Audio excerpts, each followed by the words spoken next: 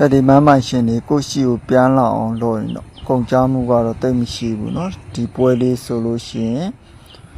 ထိုင်းနိုင်ငံကနေလှမ်းအပ်ထားတာเนาะ၃ဝင်းဆိုင်အခြေအိမ်အစင်မပြေလို့เนาะမရင်ငယ်ကိုတက်ပြီးတော့လင်းကြီးမယားကြီးပြန်ပေါင်းအောင်လို့လုပ်တဲ့အစီရင်ပွဲလေးပဲဖြစ်တယ်เนาะ